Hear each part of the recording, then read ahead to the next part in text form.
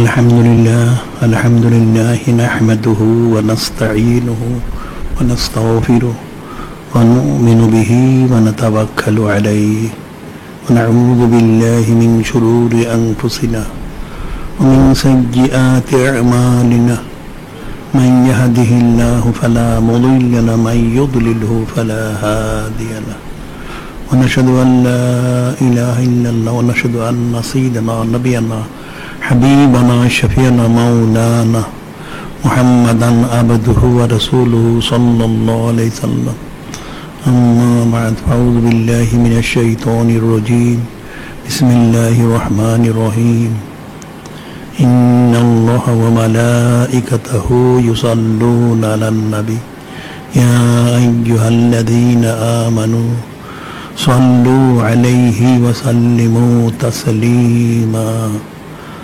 اللهم صل على شفيعنا مولانا وسيلة إليك وسلم اللهم صل على سيدنا نبينا حبيبنا شفيعنا مولانا معدن الجود والكرم وسلم اللهم صل على سيدنا حبيبنا شفيعنا مولانا النبي الأمي وسلم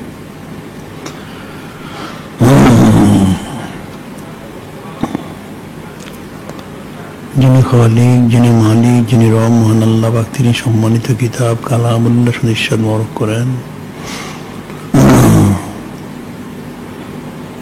قل بفضل الله وبرحمته فبذلك فليفرحوا وخير مما يجمعون।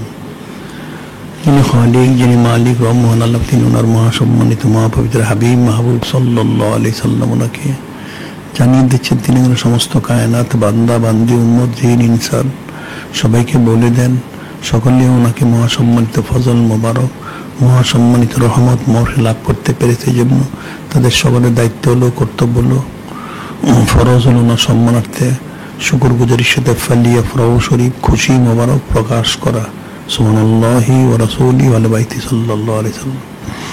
আর এই খুশি মোবারক প্রকাশ করছে তাদের সকলের জিন্দেগি সমস্ত ইবাদত বন্দেগী থেকে সর্বশ্রেষ্ঠ সর্বোত্তম ইবাদত সুবহানাল্লাহি ওয়া রাসূলিহি সাল্লাল্লাহু আলাইহি সাল্লাম।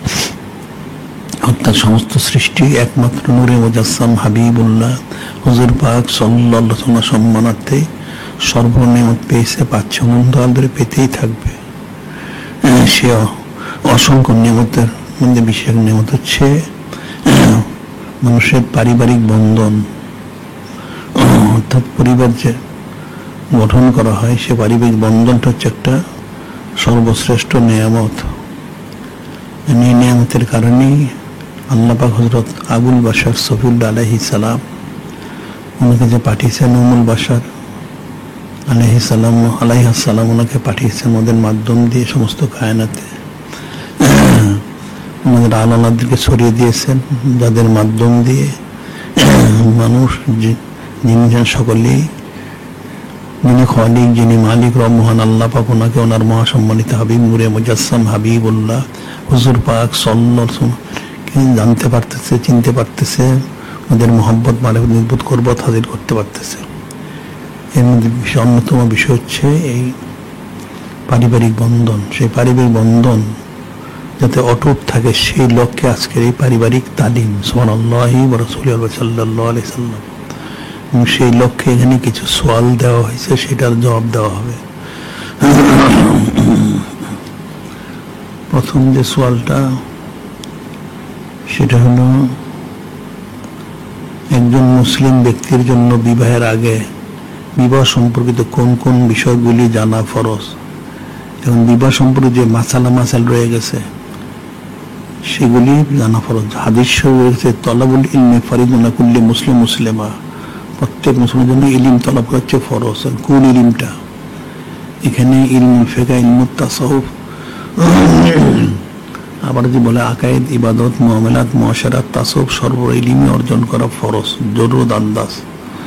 এখন তার মধ্যে যা যদি চাকরি বাকরি করে তাহলে চাকরি বাকরির মাসালা জানাটা ফরজ, ব্যবসা করলে ব্যবসার মাসালা জানা ফরজ, ক্ষেত খামারে কাজ করলে ক্ষেত খামারের মাসালা জানা ফরজ, পাহাড় পর্বতে নদীতে কাজ করলে পানিতে কাজ করলে সেখানকার মাসালা জানা ফরজ। ঠিক একইভাবে একজন মুসলমান ব্যক্তি বিবাহ করলে তার বিবাহের মাসালা জানা ফরজ। সেটা হচ্ছে বিবাহের এখন পুরুষ এবং মহিলা দুইজন পুরুষের মাসালা হচ্ছে একরকম, মহিলাদের মাসালা হচ্ছে আর একরকম। পুরুষে তার আহলের সাথে তার অবস্থান, তার সম্পর্ক, নিসবত, কীভাবে কী করতে হবে, তার হক কীভাবে আদায় করতে হবে সেগুলি থেকে জানতে হবে।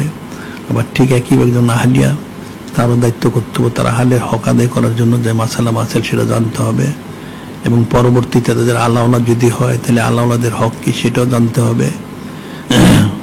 এটা হচ্ছে বিবাহের আগে বিবাহ সম্পর্কিত মাসালা জানা। এখন এই সম্পর্কে কিতাবাদি রয়ে গেছে, সেই কিতাবাদিগুলি পাঠ করলেই সহজে জানতে পারবে।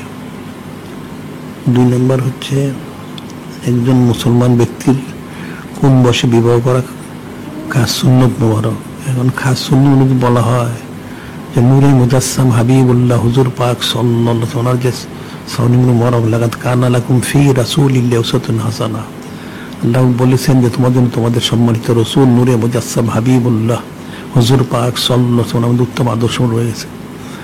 তিনি প্রথমে নিজ আজিমশিপ সম্পন্ন করেছেন, 25 বছরের পর্যায়ক্রমে করেছেন, একাধিক করেছেন, অনেক বয়সে 50, 53, 54, 55, 56 এরকম করেছেন, 57। হযরত সাইয়েদনা জুমবুর আলাইহিস সালাম 37 বছরে করেছেন। ওনার আহলিয়া যিনি ছিলেন নুরুস সানিয়া আলাইহিস সালাম, ওনার বয়স ছিল 10 বছর। কাজী খাস সুন্নত বললে নূরে মুজাসসাম হাবিবুল্লাহ হুজুর পাক সাল্লাল্লাহু আলাইহি সাল্লাম ওনার বিষয়টা আসে। তো সেই হিসেবে আসল মাসালা হচ্ছে প্রত্যেক ব্যক্তির জন্য তার যখন সামর্থ্য হয় তখন বিয়ে করে নেওয়াটা। বিয়ে করার জন্য বলা হচ্ছে বিয়ে করা ফরজ, সুন্নত, হারাম। ফরজ হচ্ছে বিয়ে না করলে যার দ্বারা গুনাহ হওয়ার সম্ভাবনা থাকে তখনই তার বিয়ে করা ফরজ, তখনই তার জন্য বিয়ে দায়িত্ব করাটা দায়িত্ব কর্তব্য হয়।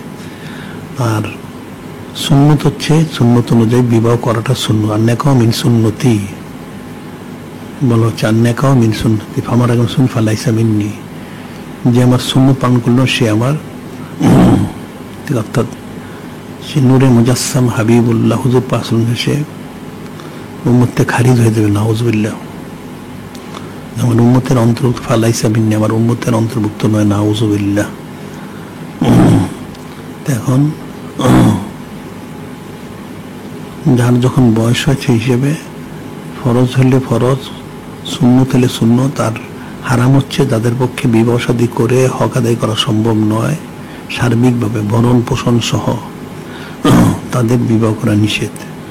তাদের সামর্থ্য হলে তখন তারা বিবাহ করবে। এই জন্য যদি কোনো অসুবিধা হয় তাহলে তাদের নির্দেশ হচ্ছে বেশি বেশি রোজা রাখা। এরপর সওয়াল হচ্ছে একজন বিবাহ উপযুক্ত ব্যক্তি শুধুমাত্র অর্থ জমানো হয়নি বলে বিবাহ করতে দেরি করলে তা কতটুকু শরীয়ত সম্মত? অর্থ জমানো তো শর্ত না, শর্ত হচ্ছে সামর্থ্য থাকা।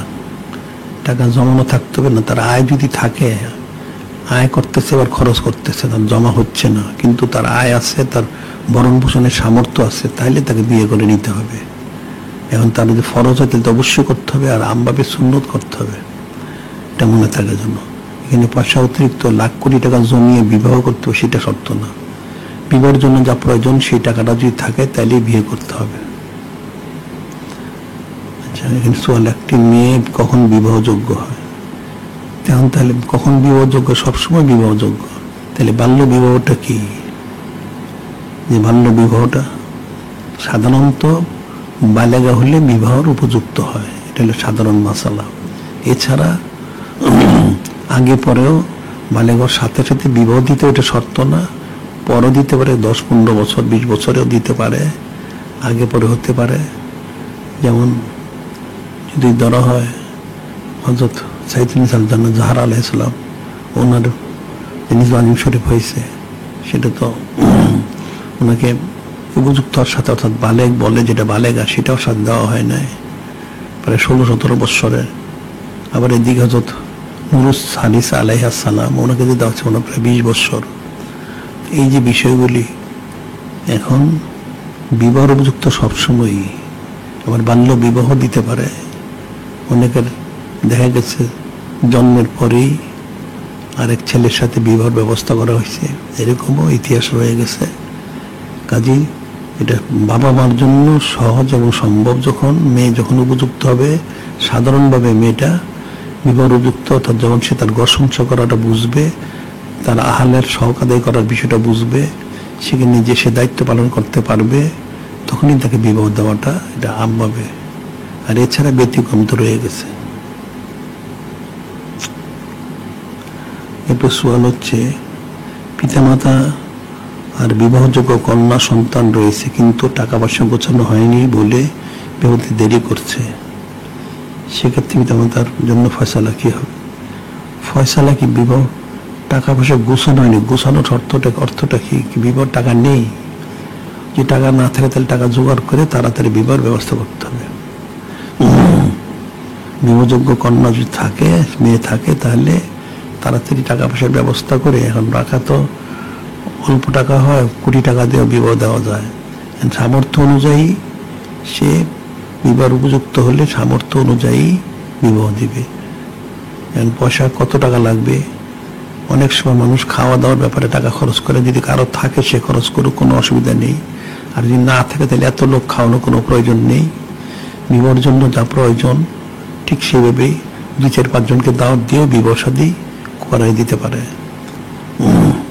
বিবাহ শাদীর জন্য যা 1000 লোক দাওয়াত দিতে হবে সেটা শর্ত না। যদি 1000 লোক, লাখ লোক, কোটি লোক দাওয়াত দিয়ে দিতে পারে, সেটা তার এখতিয়ার, যার সামর্থ্য আছে। আর যে সামর্থ্য না থাকে তাহলে ছেলের পক্ষে মেয়ের পক্ষে 2-4-5 জন ডেকে বসে তারপর বিবাহটা সম্পাদন করতে পারে। এটার জন্য অনেক টাকা প্রয়োজন নাই। অনেকে মনে করে অনেক টাকা দরকার, না, অনেক টাকা প্রয়োজন নেই।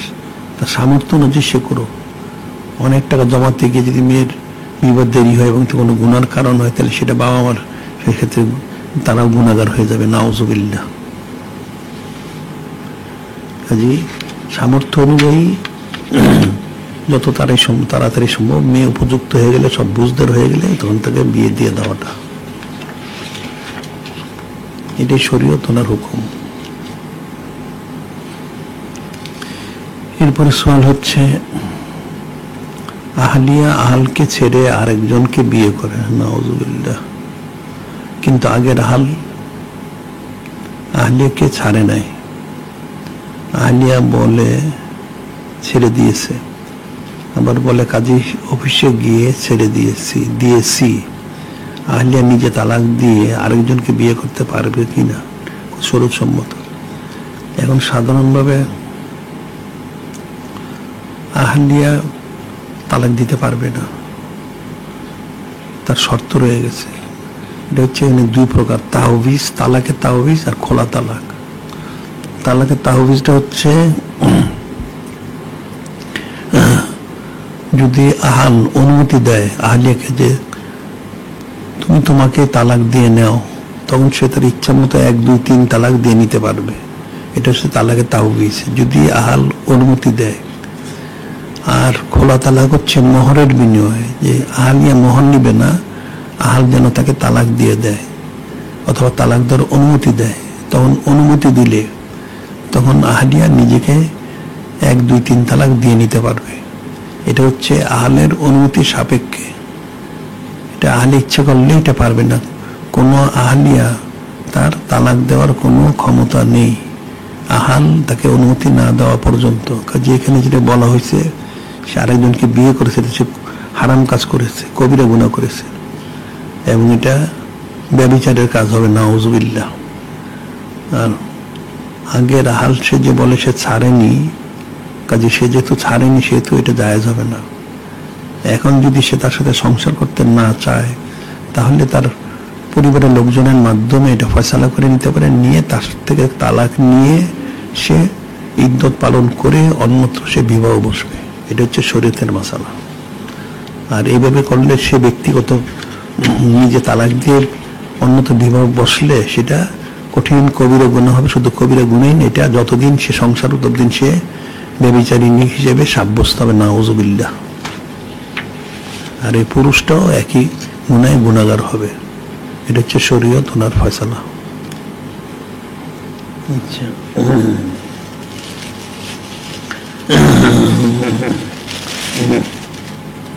এরপর বলা হচ্ছে তালাক কত প্রকার। এখন তালাক কত প্রকার যেটা বললাম, প্রথমে যেটা বলা হচ্ছে তালাক, যদি তালাকে তাওবিজ, তালাক খোলা তালাক, এটা হচ্ছে মেয়েদের জন্য। যদি আহাল অনুমতি তাহলে তালাকে তাওবিজ হবে। আর যদি মোহরের বিনিময়ে তালাক দেয় বা আহালিয়াকে তালাক দেওয়ার ক্ষমতা দেয় তাহলে সেটা খোলা তালাক হবে। আর এছাড়া তালাক শব্দটা এর অর্থ হচ্ছে ত্যাগ করা, অর্থাৎ জুদা হওয়া। তাই তালাকটা হচ্ছে 3 প্রকার: তালাকে আহসান, তালাকে হাসান, তালাকে বেদি, বেদাত আর কি। তালাকে আহসান বলে যেটা, সেটা হচ্ছে যে পবিত্রতার মধ্যে আহলিয়ার সাথে সে নির্জন অবস্থান করে নাই, যে পবিত্রের মধ্যে আহলিয়ার সাথে নির্জন অবস্থান করে নাই, সে পবিত্র যদি 1 তালাক দিয়ে ইদ্যত পর্যন্ত রাখে, 1 তালাক দিয়ে ইদ্যত পর্যন্ত রাখে, তাহলে সেটা হচ্ছে আহসান তালাক।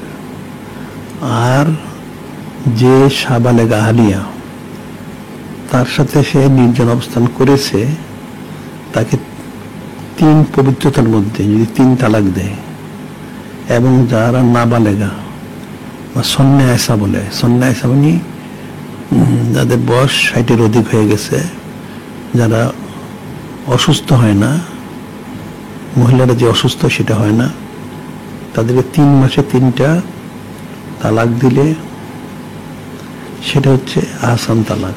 আবার যে আহলিয়ার সাথে সে অবস্থান করেনি, তাকে তার পবিত্রতা হোক বা মাজুর অবস্থায় হোক 1 তালাক দিলে এটা হচ্ছে হাসান তালাক। এটা হচ্ছে হাসান তালাক। প্রথম হচ্ছে তালাক আহসান, আহসান, হাসান, বেদি। আহসান হচ্ছে আহলিয়াকে যে পবিত্রতা সে ব্যবহার করেনি, নির্জন অবস্থান করেনি, সে পবিত্রতা 1 তালাক দিলে সেটা হলো দিয়ে রাখা আহসান তালাক। আর যে সাবালেগা আহলিয়া, তার সাথে সে নির্জন অবস্থান করেছে, তাকে 3 তোহরে, 3 পবিত্রতায় 3টা তালাক দেয়। আর যে নাবালিগা বা সন্ন্যাসা, তাদেরকে 3 মাসে 3 তালাক দেয়। আর যে আহলিয়ার সাথে অবস্থান করেনি, তাকে সেটা পবিত্রতাই হোক বা মাজুর অবস্থায় হোক 1 তালাক দিলে সেটাকে তালাকে হাসান বলে। এটা হলো তালাকে হাসান। আর তালাকে বেদি যেটা, অর্থাৎ বেদাত, এটা হচ্ছে আসলে এটা পবিত্রতাই হোক আর অপবিত্রতাই হোক, মাজুর অবস্থায় হোক, একসাথে 3 তালাক দিলে, 1 বাক্যে দেখ বা 3 বাক্যে দেখ, একসাথে 3 তালাক দিলে এটা হচ্ছে তালাকে বেদি, বেদাত তালাক। এই তালাক হচ্ছে 3 প্রকার: আহসান, হাসান, বেদি। আর মহিলাদের ব্যাপারে যেটা বলা হচ্ছে তালাকে তাওবিজ আর খোলা তালাক। এটা হচ্ছে তালাকের প্রকার। এখন আসলে তালাকের মাসালা জানাটা তো অবশ্যই জরুরি, তবে এখানে একটা বিষয় হচ্ছে, সেটা হলো জানতে হবে, তবে এই বিষয়টা তালাকের থেকে দূরে থাকাটাই ভালো। আবগাদুল হালাল ইনদাল্লাহ তালাক, আল্লাহ পাকের কাছে সব হালালের মধ্যে সবচেয়ে অপছন্দনীয় হচ্ছে তালাকটা। হাদিস শরীফ রয়েছে, আল্লাহ পাক কাছে আবগাদুল হালাল ইনদাল্লাহ তালাক, হালালের মধ্যে সবচেয়ে অপছন্দনীয় হচ্ছে তালাক দেওয়াটা। কাজে তালাকের বিষয়টা মাসালা জানা ভালো, জানতে হবে শরীয়তের মাসালা। তো তবে এই তালাকের কাছে যেন কেউ না যায়। এটা একটা সংসার বিরান হয়, একটা ফেতনা সৃষ্টি হয়, সন্তান থাকলে বিরাট একটা বিপদের কারণ হয়ে যায়, নানান বিশৃঙ্খলা সৃষ্টি হয়। কাজে এই বিষয়টা থেকে দূরে থাকতে হবে। এই বিষয়টা মুখে উচ্চারণ করাও প্রয়োজন নেই। আচ্ছা, এরপরে হচ্ছে কেউ যদি আহলিয়ার 4 মাস অন্তঃসত্ত্বা অবস্থায় তালাক দান করে, নাউজুবিল্লাহ, সেক্ষেত্রে আহলিয়ার করণীয় কি? আহলিয়ার করণীয় তো কিছু নাই। যখন সে খালাস হবে তখন ইদ্যত শেষ হয়ে যাবে, এর দিন ইদ্যত পালন করতে হবে। খালাসের ইদ্যত শেষ হবে, শেষ হলে তখন ইচ্ছে করলে সে যদি আগের স্বামী নেয় সেগুলো যেতে পারে, অথবা নতুন স্বামীর কাছেও যেতে পারে। এছাড়া করণীয় কিছু নেই। এরপর হচ্ছে একটি 6 মাসের সন্তান থাকা অবস্থায় তালাক প্রদান করে, তাহলে সন্তানের অবস্থান কার কাছে হবে? এটা সন্তান মার সাথেই থাকবে উপযুক্ত হওয়া পর্যন্ত। এটা হচ্ছে শরীয়তের ফয়সালা। সন্তান মার সাথে থাকবে উপযুক্ত হওয়া পর্যন্ত। তবে বাবার দায়িত্ব কর্তব্য হবে সন্তানের ভরণ পোষণ দেওয়া, এবং সন্তানকে যে লালন পালন করবে মা, তারও কিছু খরচ দিতে হবে। এটা বাবার দায়িত্ব কর্তব্য। সন্তানের ভরণ পোষণের যা লাগে সেই পুরো টাকাটা দিতে হবে, সাথে সাথে সেই মা যে সন্তানকে লালন পালন করে তার জন্য একটা খরচ, সেটাও বহন করতে হবে। কাজে এই জন্য তালাক এই শব্দটার কাছেই যাওয়া ঠিক না। আচ্ছা, এরপরে সোয়াল হচ্ছে তালাকের কতদিনের মধ্যে আহাল বা আহলিয়া পুনরায় বিবাহবন্ধে আবদ্ধ হতে পারবে? তালাকের কতদিনের মধ্যে, এটা যদি আহাল আহলিয়া যারা তালাক দিয়েছে তারা যদি পরস্পর হয়, তাহলে তো তারা যখন তখনই আবদ্ধ হতে পারে। 1 তালাক 2 তালাক হলে বাইন যদি হয়, 1 তালাক রেজি যদি হয়, তাহলে তার বিবাহ দৌড়াইতে হবে না।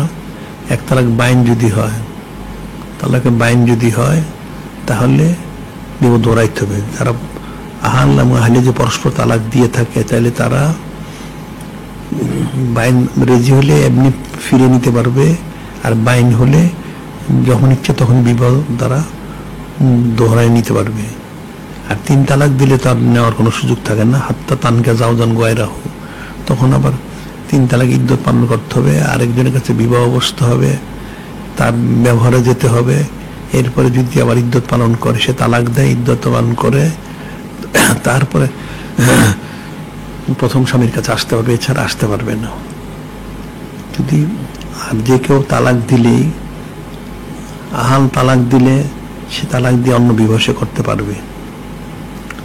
আর যদি আহলিয়া তালাক প্রাপ্ত হয়, তাকে ইদ্যত পালন করতে হবে। ইদ্যতের শেষে অন্যথা বিবাহ বসতে পারবে।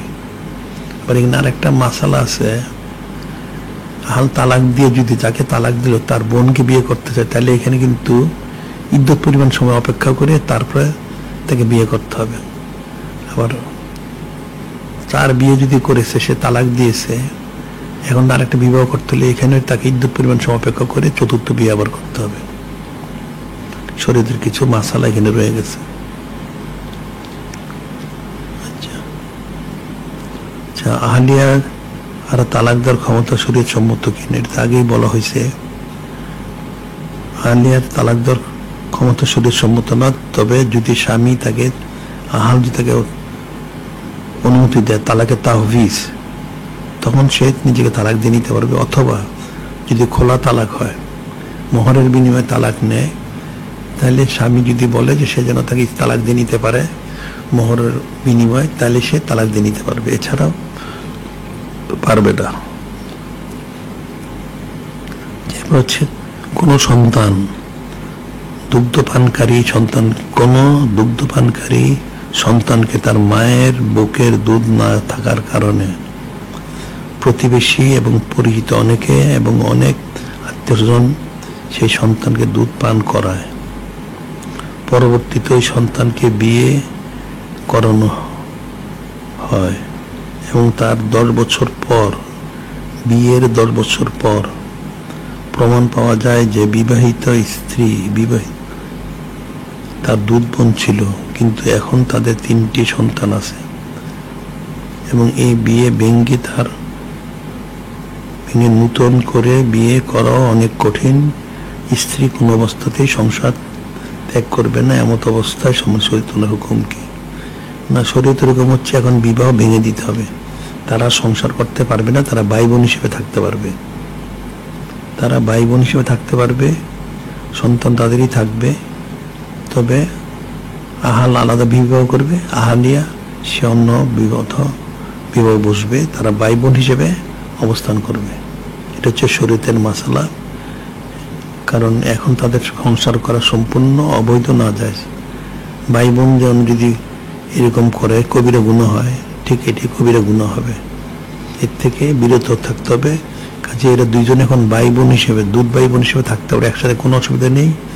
দুধ ভাই বোন হিসেবে একবারই তো অবস্থান করতে পারবে। তবে আহাল আরেকজন কে বিয়ে করে সে অবস্থান করতে পারে, আর এই আহলিয়া মেয়েটা অন্য ছেলের কাছে বিবাহ বসবে করে সে ঘর সংসার করতে পারে।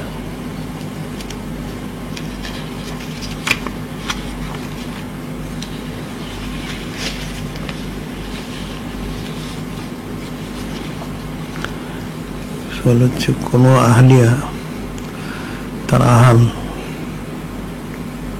এর সাথে সাক্ষাৎ দিতে চায় না, কিন্তু বছরের পর বছর আহালের কাছ থেকে ভরণ পোষণ নিয়ে যাচ্ছে, সেক্ষেত্রে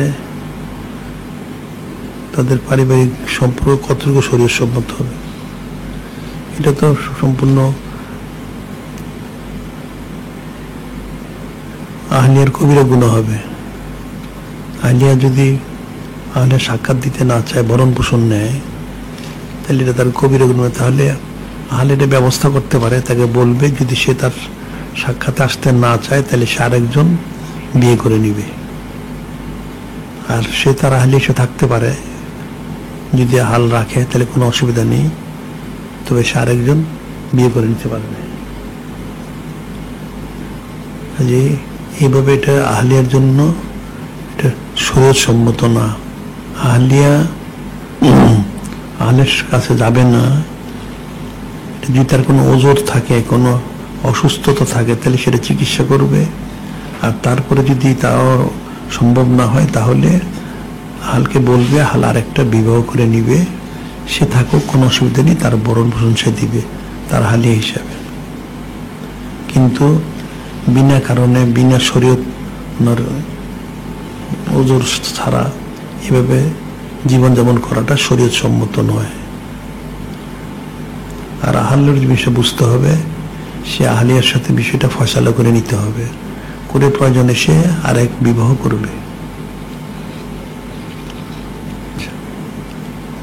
এরপর সওয়াল হচ্ছে, আহলিয়া যদি আহালকে অহেতুক গালিগালাজ করে, সেক্ষেত্রে এমন আহলিয়ার সাথে পারিবারিক সম্পর্ক রাখার বিধান কি? আহলিয়া আহালকে গালিগালাজ করলে তাকে বুঝাইতে হবে, বুঝায়ে এটা ফয়সালা করতে হবে, এবং সে কেন গালিগালাজ করে এটা জানতে হবে, কি কারণ। যদি সে সংসার করতে না চায় তাহলে সেটা একটা ফয়সালা, আর যদি সংসার করতে চায় কেন সে গালিগালাজ করবে, এটা কখনো শরীয়ত সম্মত না। এটা বুঝিয়ে তার গালিগালাজটা বন্ধ করাইতে হবে, তাকে এই বিষয়ে নসিহত করতে হবে। এটা শরীয়তের মাসালা।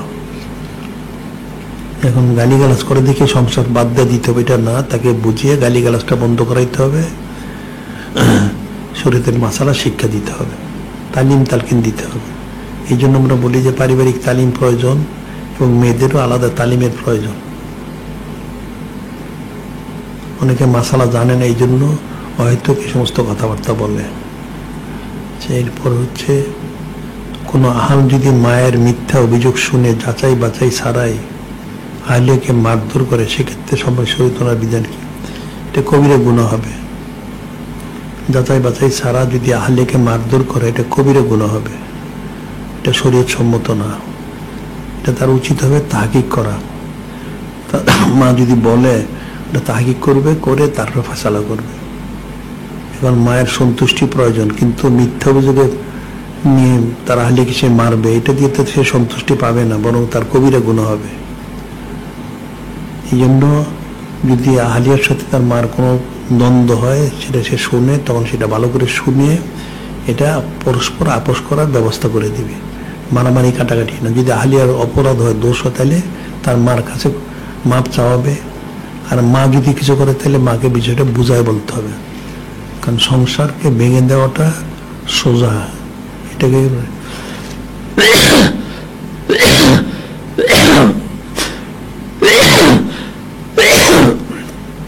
জোড়া দেওয়াটা কিন্তু কঠিন।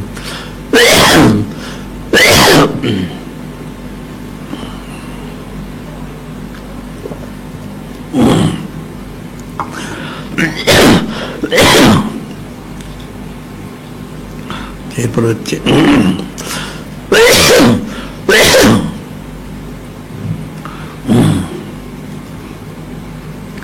পিতামাতাকে অনেক সময় দেখা যায় যে কোনো সন্তান বেশি টাকা পয়সা দেয়, পিতামাতা তার পক্ষে কথা বলে, এবং যে সন্তান অসচ্ছল, সন্তানের অসচ্ছলতার কারণে পিতামাতাকে অনুরূপ টাকা পয়সা দিতে পারে না, এমন অবস্থায় সন্তানকে গুণাগার হবে। এবং যে সন্তানটি পিতামাতাকে বেশি পয়সা দেয় তাকে পক্ষে কথা বলে, এটা আসলে শরীয়ত সম্মত না। এখন সব সন্তানের তো অবস্থা একরকম নাও হতে পারে, যার সচ্ছলতা বেশি সে তার বাবা মাকে বেশি দিবে, খুব ভালো, এটা খুশির কারণ। আর যে সন্তান যদি অসচ্ছল হয়, সে তার সার্বিক কোশিশ করার পরেও যদি সে সচ্ছলতা লাভ করতে না পারে, তাহলে তো সে তার পিতামাতাকে টাকা দিতে পারবে না। এই অবস্থায় এই সন্তানকে তুচ্ছতাচ্ছিল্য করা কখনো শরীর সম্মত হবে না, বরং বাবা মার দায়িত্ব হবে সন্তান কি করে সচ্ছল হয় সে ব্যবস্থা করে দেওয়া। এটা মনে রাখতে হবে। টাকা পয়সার জন্য সন্তানকে একজনকে বেশি মহব্বত করবে, আরেকজন অসচ্ছল সে দিতে পারে না, তাকে মহব্বত করবে না, এটা শরীর সম্মত না। বরং যে সচ্ছল টাকা পয়সা দিয়ে ভালো কথা, আর যে অসচ্ছল দিতে পারতেছে না কোশিশ করার পরেও, তাহলে তাকে সচ্ছলতা লাভ করার যে ব্যবস্থা কীভাবে করা যেতে পারে সেটা পিতামাতা সহযোগিতা করবে। বা তার যে ভাই সচ্ছল, সেও তার এই ভাইকে যে অসচ্ছল তাকে সচ্ছলতা লাভের কীভাবে ব্যবস্থা করা যায় সেজন্য তারও দায়িত্ব পালন করতে হবে। রিজিক হচ্ছে কুদরতি বিষয়, রিজিকটা পয়সা টাকাগুলি দৌড়িয়ে ধরা যায় না, এটা কুদরতি বিষয়। কেউ হয়তো সচ্ছলতা লাভ করে অল্পতে, আর কেউ অনেক কোশিশ করে সচ্ছলতা লাভ করতে পারে না। এই জন্য দোষারোপ করাটা কখনো শরীর সম্মত না।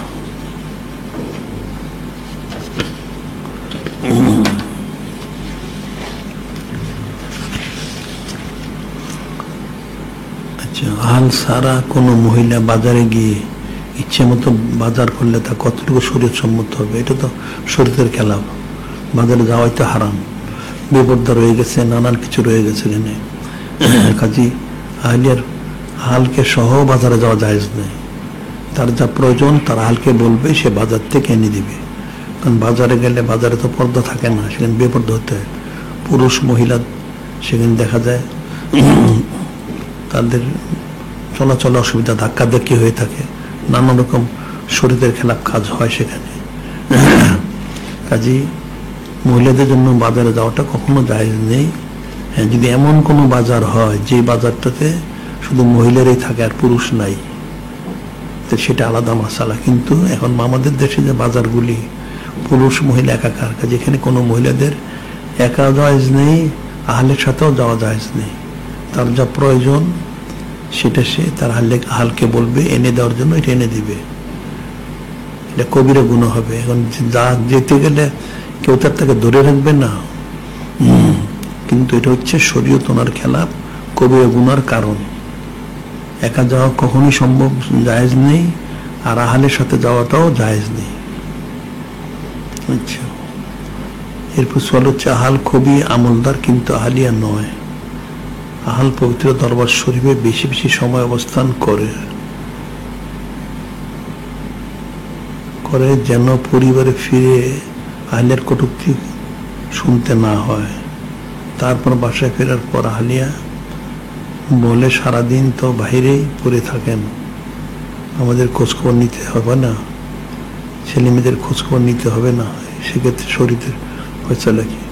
এখন আহলিয়া তো ঠিকই বলেছে, আহাল আমলদার হোক, আহলিকে আমলদার বানাইতে হবে। এবং হ্যাঁ, দরবার শরীফে আসা যাওয়া করবে, তবে পরিবারের তো খোঁজখবর নিতে হবে, কথা তো সত্যই। পরিবারের খোঁজখবর নিতে হবে, ছেলে মেয়েদের খোঁজখবর নিতে হবে, তাদের হক আদায় করতে হবে। হক আদায় করে সে দরবার শরীফে অবস্থান করুক। এখন যদি দরবার শরীফে আসার কারণে সে তার পরিবারের হক আদায় না করে, খোঁজখবর না নেয়, এটা তো শরীয়ত সম্মত হবে না। দরবার শরীফে অবস্থান করতে হবে, বা সংসারের খোঁজখবর নিতে হবে, আহলিয়ার খবর নিতে হবে, সন্তানদের খোঁজখবর নিতে হবে। এটা হচ্ছে শরীয়ত ওনার মাসালা। পরিবারের আয় ব্যয় সম্পর্কিত পিতা মাতা সন্তানের অল্প আয়ের জন্য যদি ভালো বা মন্দ সন্তানকে মূল্যায়ন করে, তা মন্তব্য করে, সেক্ষেত্রে সন্তান তো পিতামাতার জন্য শরীয়ত সম্মত বিধিতে আগেই বলা হলো সন্তানের অসচ্ছলতার জন্য পিতামাতা দোষারোপ করতে পারবে না, বরং সন্তানকে যাতে সে সচ্ছলতা লাভ করতে হবে সেই ব্যবস্থা করতে হবে। আর যাদের সচ্ছলতা আছে তাদের তো আছেই, যাদের সচ্ছলতা নেই তাদের সচ্ছলতার ব্যবস্থা করতে হবে। কারণ কেউ কোশিশ করলেই সে টাকা পয়সা কামাই করতে হবে এমন না, অনেকে অনেক চেষ্টা করেও টাকা পয়সা কামাই করতে পারে না, অনেক অল্প কোশিশেই অনেক আয় করে। কাজে এই জন্য বাবা মা সন্তানকে দোষারোপ করা, খারাপ দৃষ্টিতে দেখা কখনো এটা শরীর সম্মত হবে না, বরং ওই সন্তানের জন্য দোয়া করতে হবে এবং তাকে আয় বৃদ্ধির জন্য ব্যবস্থা করতে হবে। এটা হচ্ছে শরীর তোনার বাসনা। আচ্ছা,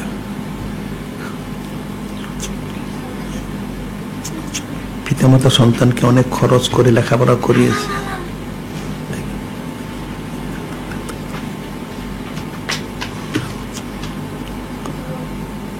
পিতামাতা সন্তানকে অনেক খরচ করে লেখাপড়া করিয়েছে বিদায় এমন আশা করে যে সন্তান ভালো কোনো সরকারি চাকরি করবে অথবা ভালো বেতনে বড় চাকরি করবে, কিন্তু পবিত্র দরবার শরীফ ওনার আমিল হবে না বা হতে দেওয়া যাবে না। আর আমিল হলে তাকে কটূক্তি করা, ছোট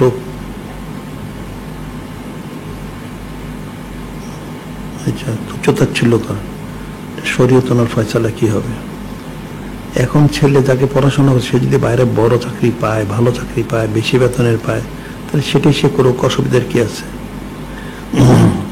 আর যদি দরবার শরীফে আমিলে কোনো চাকরি না পায় আর দরবার আমিলে আর দরবার শরীফে যদি সে ভালো পয়সা পায় তাহলে সে তো এখানে চাকরি করতে পারে। আর দরবার শরীফে আমিল হওয়ার জন্য যদি কেউ তুচ্ছতাচ্ছিল্য করে, কটূক্তি করে, এটা তো খুব কুফরি হবে, কবিরা গুনাহ হবে। কারণ এখানে তো কাউকে জবরদস্তি করা হয় না চাকরি করার জন্য। এখানে দেখা যায় অধিকাংশ লোকই যারা রয়ে গেছে এদের অনেকেরই কোনো চাকরি ব্যবসা নেই, অনেকে বেকার হয়ে গেছে, অনেক স্থান থেকে চাকরি ছিল, তারা চাকরিচ্যুত হয়ে গেছে, তাদেরকে আমরা এখানে ব্যবস্থা করি তাদের উপকারের জন্য। এবং আমরা এখানে কিন্তু কাউকে পয়সা কম, বাজার দর অনুযায়ী আমরা পয়সা দিই, এখানে কাউকে কম দেওয়া হয় না। এটা যারা বলে থাকে তারা মিথ্যা কথা বলে। আর দরবার আমিল হলে, কটূক্তি করলে এটা একটা তো কবিরা গুনাহ হবে, এই ক্ষেত্রে সে কুফরি হতে পারে, এটা মনে রাখতে হবে। এখানে যারা আমিল আছে তাদের প্রত্যেকে তার যোগ্যতা অনুযায়ী আমরা ব্যবস্থা করি এবং ক্ষেত্র বিশেষ যোগ্যতার বেশিও আমরা দিই। কাজে এই সমস্তগুলি অনেকে জানে না, না জানার কারণে তারা এই সমস্ত সুচারে কিলোকাল করে। এটা করাটা কিন্তু কবিরা গুনাহ হবে, ক্ষেত্র সেটা কুফরি হবে। দরবার শরীফে আমিল হতে পারবে না, কেন পারবে না, কি কারণে পারবে না? এখানে কি কুফরি করানো হয়? নাউজুবিল্লাহ। এখানে পয়সাও কম দেওয়া হয় না, কোনোটাই কম দেওয়া হয় না। এখানে পুরো পয়সা দেওয়ার পরে এখানে থাকা খাওয়ারও ব্যবস্থা আছে, এখানে ফ্রি খেতে পারে। একটা লোক খেতে গেলে এখানে যে খাবার দেওয়া হয় অনেক টাকা প্রয়োজন, সে কয় বেলা গোস্ত খায়, এখানে তো প্রতিবেলায় গোস্ত দেওয়া হয়, প্রায় ভালো ভালো খাদ্য দেওয়া হয়। এই খাবার 1 নম্বর চাল এখানে দেওয়া হয়। আবার প্রতিদিন তো রাত্রে গোস্ত পোলাও রয়ে গেছে, এছাড়াও দিনের বেলা গোস্ত, গরু গোস্ত হোক, খাসি গোস্ত হোক, অথবা মাথার গোস্ত হোক, কলিজা হোক, এই সমস্ত জিনিসগুলি খাওয়ানো হয়। সে যেটা সে তার নিজের বাড়িতেও খায় না। একটা যে সচ্ছল ব্যক্তি সেও এতবার গোস্ত, প্রতিদিন গোস্ত খায় না, যেখানে অনেক খাওয়ানো হয়। এখানে আমাদের যে খাবারের ব্যবস্থা, এটা যদি কেউ পয়সা দিয়ে কিনে খায় সে 10,000 টাকা খেতে পারবে না। যারা যদি বলে থাকে এটা তারা বিদ্বেষী, হিংসুক। কাজে হিংসুক, বিদ্বেষী, এটা তো কুফরির কারণ। ইন্নাল জাসাদা লাইকুল হাসাদ কামা তাকুল নারুল হাতাব ইন্নাল হাসাদা লাইকুল হাসানাত। নিশ্চয় হিংসা মানুষের নেকিগুলি পুড়িয়ে দেয়, যেমন লাকড়িকে আগুনে পুড়িয়ে দেয়। যে সমস্ত কটূক্তিকারী যারা, তারা আসলে বিদ্বেষী, নাউজুবিল্লাহ। এদের থেকে সতর্ক থাকতে হবে। এরপর হচ্ছে আহলিয়া জেনে শুনেই বিবাহ করেছে, আহলের উপার্জন কত, কি আছে কি নাই, কিন্তু এখন আহলিয়া এটা চাই ওটা চাই, কিন্তু আহলের দেওয়ার সব সামর্থ্য নাই। তখন আহলের করণীয় কি? এই ক্ষেত্রে সম্মানিত শরীয়ত ফয়সালা কি? সম্মানিত শরীয়ত ফয়সালা সে যতটুকু পারে ততটুকু দিবে, আর যেটা পারে না সেটা সে দিবে না। সে বলেই দিবে যে আগে যেহেতু সে বিবাহের আগে এটা ফয়সালা করে আসছে, তার কত আয় কত ব্যয়, এখন সে তার আয় অনুযায়ী সে তার চাহিদা পুরো করবে। আর আহালের জন্য এটা জায়েজ হবে না তার আহালের সামর্থ্যের বাইরে কিছু চাওয়া, এটাও শরীয়ত ওনার খেলাফ, মনে রাখতে হবে। একজন আহালিয়া তার আহালের কাছে দাবি করবে তার সামর্থ্য অনুযায়ী, সামর্থ্যের বাইরে দাবি করাটা শরীয়ত ওনার খেলাফ। আবার একজন আহাল তার সামর্থ্য থাকলে তার আহালিয়ার চাহিদা সে পুরো করবে যতটুকু তার সামর্থ্য, এটা পুরো না করলেও সেটা শরীয়ত ওনার খেলাফ হবে। আর তার সামর্থ্যের বাইরে যদি সে চায় তাহলে সেটা তাকে বুঝিয়ে বলতে হবে, যেটা তার সামর্থ্যের বাইরে তার পক্ষে সম্ভব হচ্ছে না, তবে সে কোশিশ করবে যতটুকু সম্ভব তাকে দেওয়ার জন্য। এটা হচ্ছে শরীয়ত ওনার ফয়সালা। সেখানে একটা সওয়াল, যারা 25,000 30,000 টাকা ভাতা পায় তারা বাসা ভাড়া দিয়ে ক্যান্টিনে কেনাকাটা ঠিক মতো করতে পারে, আবার অন্যান্য খাতে কিছু হাদিয়া দিতে পারে। তো যারা 15-20,000 টাকা পায় তারা বাসা ভাড়া দিলে ক্যান্টিনে করতে হিমশিম খেতে হয়, আবার অন্যান্য খাতেও হাদিয়া দিতে পারে না ইচ্ছা থাকা সত্ত্বেও। এখন এটা তো 25,000 টাকা পায় না 30,000 টাকা পায় অথবা 15,000 টাকা পায়, এটা তার সামর্থ্য অনুযায়ী। একটা লোক যদি তার উপযুক্ত পদ হয়, ডাক্তার ইঞ্জিনিয়ার হয় অথবা একটা বড় পদে থাকে, সে তো সে বেশি পয়সা পাবে। আর যদি সে সেই পদে না যায়, সাধারণ পদে থাকে, এখন তাহলে সে তাকে মানুষ কত টাকা দিবে এটা তো দেখতে হবে, তার তো যোগ্যতা অনুযায়ী তাকে টাকা দিতে হবে। যেমন আমরা মিলে গিয়েছিলাম, সেখানে জিজ্ঞাসা করলাম সিকিউরিটিতে কত টাকা বেতন দেওয়া হয়, বলে যে সিকিউরিটি যারা তাদের মাসে বেতন 4,000 টাকা অথবা 5,000-6,000 টাকা। তো এখন এটা তাদের সরকারি রেট। এই যে গার্মেন্টস মারামারি কাটাকাটি করলো, তাদের বেতন ছিল কম, 5,000 টাকা করা হয়েছে। তো এখন 15,000 টাকা 20,000 টাকা তাকে দেওয়া থেকে তো অনেক টাকা দেওয়া হচ্ছে, তার যোগ্যতা কতটুকু এটা তো দেখতে হবে। যদি সে ঢাকা শহরে থাকতে না পারে বাড়ি ভাড়া দিয়ে, তাহলে তার আহালিয়াকে সে দেশে রাখুক, সে ঢাকা শহরে থাকুক, তাইলে তো হয়ে যায়। এটা তো আকল বুদ্ধি খাটিয়ে কাজ করতে হবে। চাহিদার কোনো শেষ নেই, লাখ টাকা পেলেও অনেক সময় অভাব থাকে, আবার কেউ 1,000 টাকা দিয়েও অভাব মিটিয়ে দিতে পারে, এটা মনে রাখতে হবে। এগুলি হচ্ছে মানুষের আকল বুদ্ধির অভাবের কারণে এই অবস্থা। এগুলি আকল বুদ্ধি অনুযায়ী কাজ করতে হবে, সাধ্য সামর্থ্য। ঢাকা শুধু বাড়ি ভাড়াই অনেক, তাহলে সে বাড়ি ভাড়া দিয়ে না থেকে তার আহালি কিছু দেশে রাখুক, সে একা থাকুক। আর সে যদি তার আমাদের দরবার শরীফেরই হয়, তাহলে তো সেখানে থাকলে একা তার খাবারেরও খরচ লাগে না, সে তো বাড়িতে বেশি পয়সাই পাঠাতে পারে। কাজে বিষয়গুলি ফিকির করতে হবে, ফিকির করে আমল করতে হবে। ফিকির ব্যতীত কাজ করলে কখনো বরকত হয় না। এরপর হচ্ছে লিপিতা তার অজান্তে সন্তান বিবাহ করে পরে মেয়ের পক্ষ বিবাহটি মেনে নেয়, কিন্তু ছেলের পক্ষ বিবাহকে অস্বীকার করে। ছেলেটি ঠিক মতো ভরণ পোষণ দেয় না, এমনকি বছর 3 মধ্যেও মেয়েটিকে আলাদা সংসার নিতে পারেনি। এ নিয়ে ছেলে মেয়ের মধ্যে প্রায় কলবিবাদ লেগে থাকে। ছেলেও মাঝে মাঝে শ্বশুরবাড়িতে যায়, সে অবস্থান করে 400-500 টাকা দিয়ে বলে, আমার 500 টাকার অনেক দাম আছে, তোমার কি দাম আছে? নাউজুবিল্লাহ। এই কথা আহাল আহলিকে বললে তার ফয়সালা কি? এখন যে পিতামাতার অজান্তে সন্তান বিবাহ করে, মেয়েটা যে বিবাহ বসলো সেটা তার আগে তো দেখা উচিত ছিল যে তার সামর্থ্য কতটুকু। এখন তার তো সামর্থ্যই নেই, সে তো মনে করে 500 টাকা অনেক কিছু, এখন 500 টাকা দিয়ে তো হচ্ছে না, তাহলে সে কি করবে? তাহলে তার আগে উচিত ছিল এই ছেলের সাথে যে বিবাহ বসবে কিভাবে ফয়সালা হবে। এখন বিবাহ যখন বসে গেছে তখন কিভাবে এটা করা যেতে পারে সেটার সুষ্ঠু সমাধানের জন্য কোশিশ করতে হবে। তাহলে ছেলেটার আয় কত করে তার আয় বৃদ্ধির ব্যবস্থা করতে হবে, তাকে বুদ্ধি পরামর্শ দিয়ে তার আয় বাড়ানোর ব্যবস্থা করতে হবে। তারপরে মেয়েটাকে যেন ছেলে আলাদা নিয়ে সংসার করে সেটা বলতে হবে। এখন এটা বিবাহের আগে এটা দেখা উচিত ছিল, এখন বিবাহের পরে দেখতে গেলে তখন তো সেটা হবে না। ছেলের আয় নেই, সে বিবাহ বসলো, তাহলে ছেলেটা তাকে কি করে চালাবে? তখন তো বললেই খালি হবে না, এটাও ফিকির করতে হবে। এখন অজান্তে বিবাহ করেছে, এখন বিবাহ করছে, বিবাহ করাটা তো ঠিক হয়নি, কাজে বিষয়গুলি চিন্তা করতে হবে। এখন কোনো কাজ করতে হলে আগে চিন্তা করে কাজটা করতে হয়, কাজ করে চিন্তা করলে তখন কোনো ফয়সালা হয় না।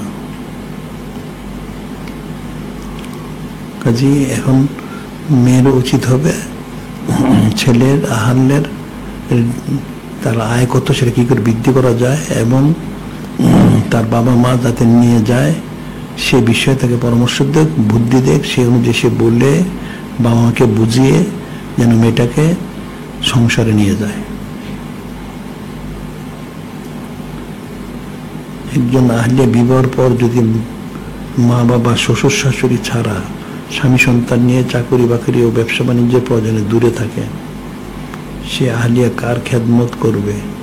নিজের বাপ মার চিন্তা করবে নাকি শ্বশুর শাশুড়ি?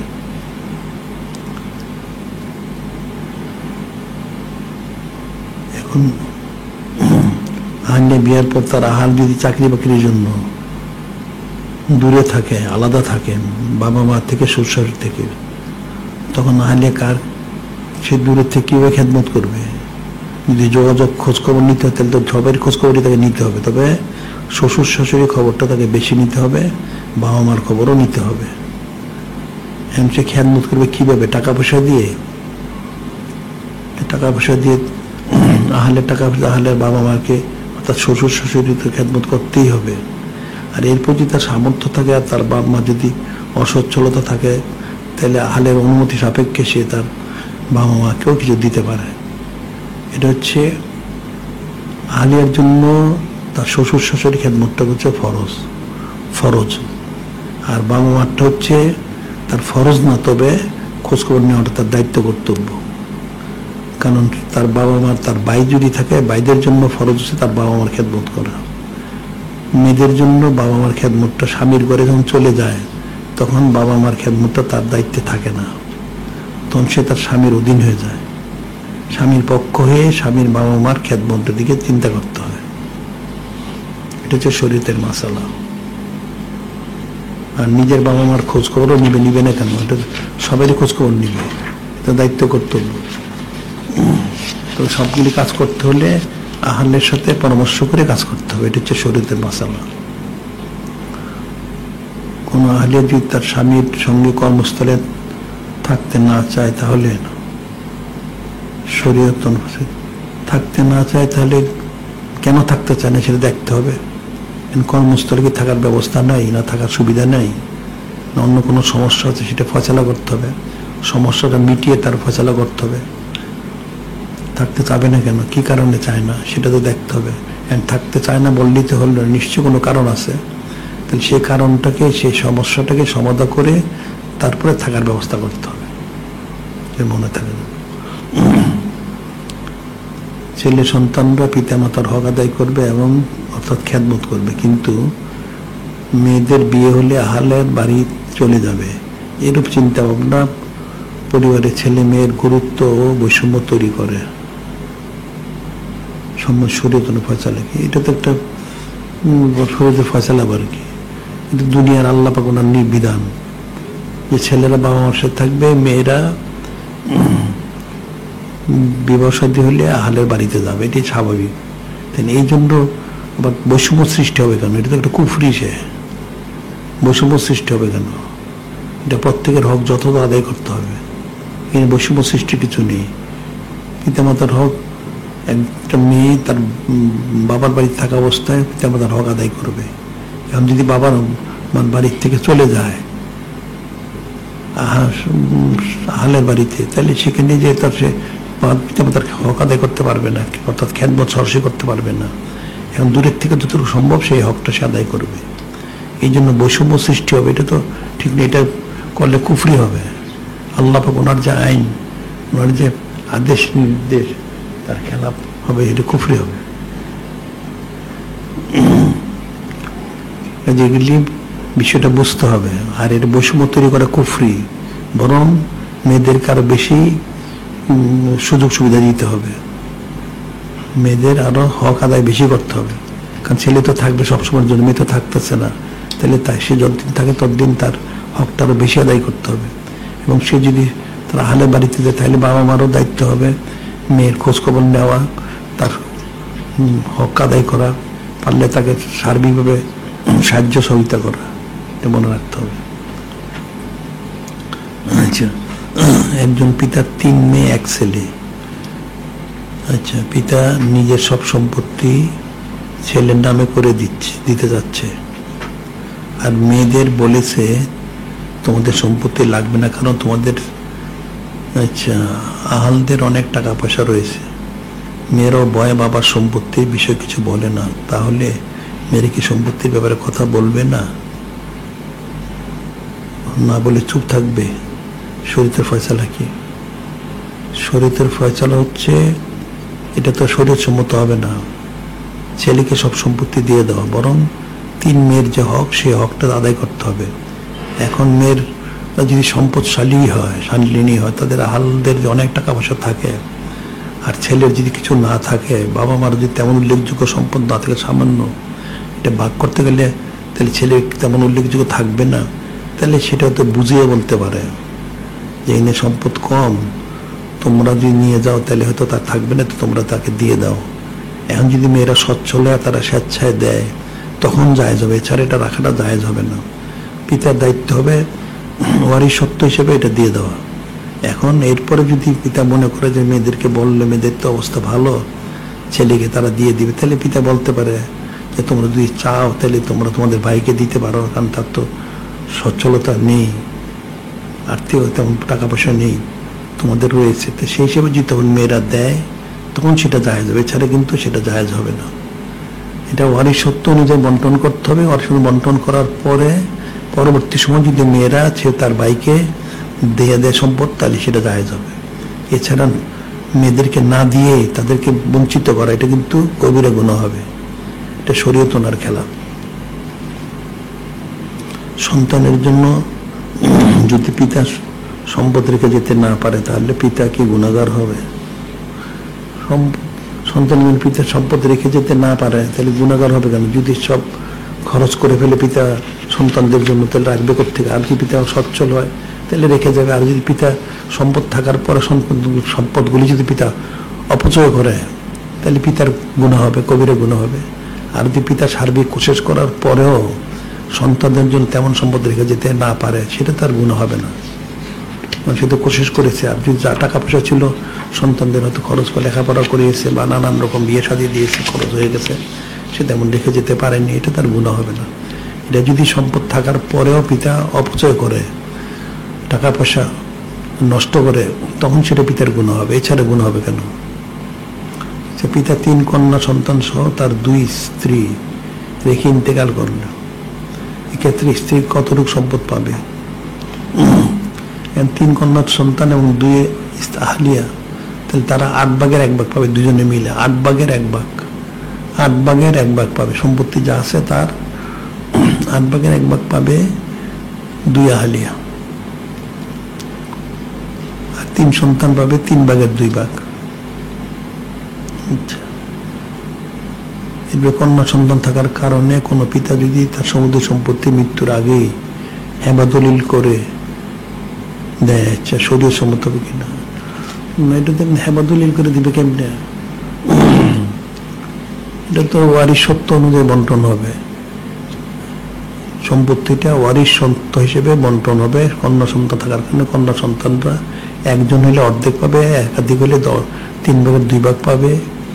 আর এছাড়া যদি পিতা যদি মনে করে যে সন্তানদের খরচের জন্য টাকা পয়সা খরচ করে, তাহলে সেটা তো আলাদা কথা। ওয়ারিশ যারা, তাদের জন্য ওসিয়ত করা জায়েজ নেই, যারা ওয়ারিশ না তাদের ওসিয়ত করতে পারে।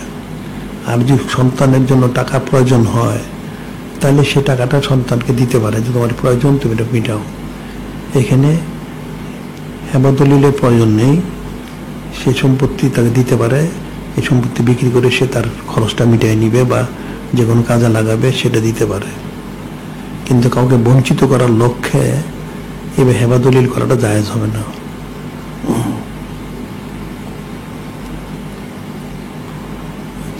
কোনো ব্যক্তির পিতা তার আহলিয়াকে যদি কুদৃষ্টিতে দেখে বা কৌশলে শরীরে হাত দিতে চায় বা দেয়, তাহলে শরীরে কোনো ফয়সালা কি এ তো হুরমতে মোসাহারা হবে। তাহলে ওই আহলিয়া তার সন্তানের জন্য হারাম হবে, তার পিতার জন্য হারাম হবে। পিতার জন্য তো হারাম আগেই হয়ে গেছে, যেহেতু তার ছেলের আহলিয়া। এখন সে যদি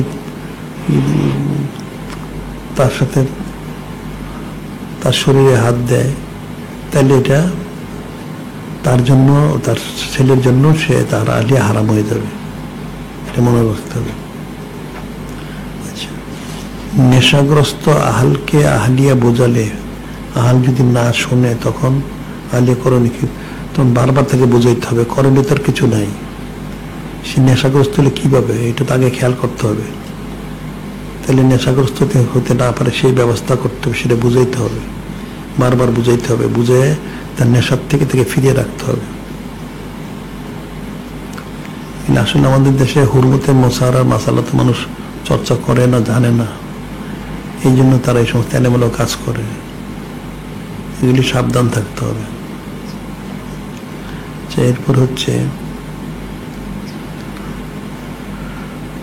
অনেক পীর ভাই পীর বোন আচ্ছা মেয়ে সন্তানকে বালিকা মাদ্রাসায় পড়ায়, কিন্তু ছেলে সন্তানকে বালক মাদ্রাসায় পড়ায় না। ছেলেদের ডাক্তার ইঞ্জিনিয়ার বানাবে এমন আকীদা পোষণ করেছে, আর এই কারণেই সন্তানকে দিনী শিক্ষার ব্যাপারে আগ্রহ প্রকাশ করে না। শরীয়সম্মত? এটা তো শরীয়সম্মত না। মেয়েদেরকে দেয় মাদ্রাসায়, যদি একটা ভালো বিবাহ হয়, এটি তো দেখা যায় আজকালকার। মেয়েকে দিয়ে কোনো একটা ভালো বিবাহ দিতে পারলে সে উদ্ধার হয়ে গেল। আর ছেলেদেরকে পড়ায় না মাদ্রাসা, কারণ পড়াইতে গেলে মনে করে মাদ্রাসা পড়লে খাওয়া পড়া পাবে না। নাউজুবিল্লাহ। দ্বীন ইলম অর্জন করা ফরজ। আগে দ্বীন ইলম অর্জন করবে, করার পরে এরপরে সে ডাক্তার ইঞ্জিনিয়ার যেটা, সেটা পরেরটা হুনর, সেটা ডাক্তার হোক, ইঞ্জিনিয়ার হোক, ব্যবসায়ী হোক, বা অন্য কোনো চাকরি করুক, অন্য কিছু শিক্ষক শিখতে পারে কোনো, তবে দ্বীন ইলমটা অর্জন করার পরে সে শিখতে হবে। আগে দ্বীন ইলম অর্জন করবে ফরজ পরিমাণ, এরপরে সে অন্য শিক্ষা গ্রহণ করতে পারে। কিন্তু যদি সে মনে করে মাদ্রাসায় পড়লে খাওয়া পড়া জুটবে না, নাউজুবিল্লাহ, সে কাফের হবে। এটা আমাদের দেশে মানুষের বদ আকীদা, কুফরি আকীদা। এই জন্য এরা এই দ্বীন ইলমের দিকে তাদের গুরুত্ব নাই, নাউজুবিল্লাহ। এরা মনে করে যে মাদ্রাসা পড়লে, পড়ালেখা করলে চাকরি পাবে না, ব্যবসা করতে পারবে না, কিছুই পারবে না, তাই চলবে কেমনে? এটা অনেক আছে স্কুল কলেজে পড়ে খাওয়া পড়া পায় না, বেকার রাস্তায় ঘুরে। আবার অনেকে দেখা যায় লেখাপড়া ছাড়াই অনেক লাখ লাখ কোটি টাকার মালিক হয়ে গেছে। যে রিজিকটা হচ্ছে কুদরতি বিষয়, এটা পড়ালেখার সাথে সম্পর্ক না। এটা মনে রাখতো। ডাক্তার ইঞ্জিনিয়ার হলেই যে অনেক টাকা পাবে, সব ডাক্তার ইঞ্জিনিয়াররা অনেক টাকা পায় না, হয়তো কেউ পায়। এরকম অনেক লোক আছে লেখাপড়া জানে না, কোটি টাকার মালিক। আবার অনেকে লেখাপড়া জেনে ওই কোটি টাকার মালিক যে মূর্খ লোকটা, তার পেছনে ঘুরে তার কাছে চাকরি করে। কাজে টাকা পয়সাটা রিজিকের বিষয়টা হচ্ছে কুদরতি ফয়সালা, আকীদার বিষয়। এখন মানুষ গণ্য মূর্খ হওয়ার কারণে যে তার ছেলেদেরকে পড়ায় না, সে একটা গণ্য মূর্খ, এই জন্য সে পড়ায় না। আচ্ছা, কেউ সাইয়্যিদ বা সাইয়্যিদা হন, আর হওয়ার পরে যদি কার সাথে খারাপ আচরণ করে, সেক্ষেত্রে উক্ত ব্যক্তি উক্ত সাইয়্যিদ বা সাইয়্যিদের সাথে কিরকম আচরণ করা উচিত? এখন সাইয়্যিদ বা সাইয়্যিদা যদি কেউ হয়, সে যদি খারাপ আচরণ করে, তাহলে তাকে বুঝিয়ে বলতে হবে। তাকে বুঝিয়ে বললে যে তোমার এটা করা উচিত না, এইভাবে করা উচিত। এখন কিরকম আচরণ করতে হবে, যদি তাকে ছেড়ে দেওয়া হয়, বলা না হয়, বোঝানো না হয়, সে তো করতেই থাকবে। তাকে বলতে হবে, বুঝাই দিতে হবে জিনিসটা শক্তভাবে। তুমি সাইয়্যিদ বা সাইয়্যিদা হয়েছে ভালো কথা, এটা তোমার এটা সুনসিব, এটা তার ইচ্ছা করলে হওয়া যায় না। এখন তোমার দায়িত্ব হচ্ছে তোমার হক আদায় করা। তুমি মানুষকে খারাপ ব্যবহার করবে না, ভালো ব্যবহার করবা। এটা করাটা কখনো তোমার শান অনুযায়ী, এটা শানের খেলাফ। তাকে বারবার বুঝাই দিতে হবে। এরপর হচ্ছে আহলিয়া মারা গেলে আহাল যদি একাধিকবার বিয়ে করে এবং সকল আহলিয়ায় তাকে ত্যাগ করে চলে যায়, সর্বশেষ আহলিয়া প্রথম আহলিয়া রেখে যাওয়া 2 সন্তানের প্রতি যত্নশীল না হয়, তাহলে আহলের করণীয় কি? সন্তানদেরই বা করণীয় কি? এখন যে আহলিয়া আছে সে তার পূর্বে আহলিয়ার যে সন্তান তাদেরকে দেখাশোনা করবে, এটা দায়িত্ব। আহলের দায়িত্ব তার আহলিয়াকে বুঝিয়ে দেওয়া, আর সন্তানদেরও দায়িত্ব হবে তাদের এই যদি সরাসরি আপন মা নাও হয় এই মার সাথে সৎ ব্যবহার করা, আর আহলিয়ারও দায়িত্ব হবে তার এই আগের সন্তানগুলির সাথে সৎ আচরণ করা, আর আহলের দায়িত্ব হবে দুইকে বিষয়টা বুঝিয়ে দেওয়া যাতে ফিতনা সৃষ্টি না হয়। এখন আসলে মানুষের বুঝার অভাব, তালিমের অভাব, আকল বুদ্ধির অভাব, সমাজের অভাব, সব দিক দিয়ে আসল সব কিছুর মূল হচ্ছে আসলে মানুষের অন্তরের মধ্যে গালিজ। অন্তর ইসলাহ প্রয়োজন। অন্তরটা ইসলাহ হলে তখন তার পক্ষে সব আমলগুলি করা সহজ এবং সম্ভব। অন্তর যে গালিজ যুক্ত তখন কোনোটাই সম্ভব না। এখন পারিবারিক ফিতনা হোক বা সন্তানের সাথে ফিতনা হোক, পিতামাতার সাথে ফিতনা হোক, যত রকমই আছে, সবগুলির মূল বিষয় হচ্ছে অন্তরের গালিজ। এই জন্য প্রত্যেকের আমরা বলি যে সবক পাসান পাস এটা জারি করতে হবে। পা দিশা বাদ ফজর 100 দুরুশি পড়তে হবে।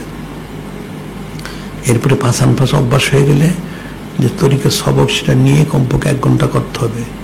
তাহলে তার পক্ষে সমস্ত বিষয়ে শরীয়ত সম্মতভাবে আমল করা সহজ এবং সম্ভব হবে। এছাড়া কিন্তু কোনোদিন সম্ভব হবে না, সে যতই কোশিশ করুক। আল্লাহ ভক্ত বলছেন মাইয়াশুন জিকির রহমান নুকাদলে শয়তান ফলো করিন। মাইয়াশুন জিকির রহমান যে আল্লাহ পাওয়ার জিতে গাফেলে তার জন্য শয়তান নির্দিষ্ট হয়ে যায়, নাউজুবিল্লাহ। এই শয়তানটা তাকে নেক কাজ থেকে ফিরিয়ে রাখে আর সে মনে করে সে হেদায়েত প্রাপ্ত, নাউজুবিল্লাহ। কাজে এখানে মূল যে বিষয় সেটাই বলা হচ্ছে, প্রত্যেকেরই এসা বা দিশা বা ফজর 100 দুরুশি পাঠ করবে, এরপরে পাঁচান পাঁচটা অভ্যাস করবে, এরপরে অভ্যাস করার পরে কমপক্ষে তরিকার সবক 1 ঘন্টা সে করবে। তাহলে তার পক্ষে সমস্ত আমলগুলি শরীয়ত সম্মতভাবে করা সহজ এবং সম্ভব। অন্যথায় কোনোদিন সম্ভব হবে না। হাজার তাকে বললেও সে সেটা করতে পারবে না, কিন্তু তার অন্তরটাই বাঁকা হয়ে রয়ে গেছে। অন্তরটাকে সোজা করতে হবে, এটা মনে রাখতে হবে। কাজে আজকে এই পর্যন্তই থাক, আবার ইনশাল্লাহ কালকে বাকিটা আলোচনা করবো ইনশাল্লাহ। আখিরু দাওয়ানা আলহামদুলিল্লাহি রাব্বিল আলামিন।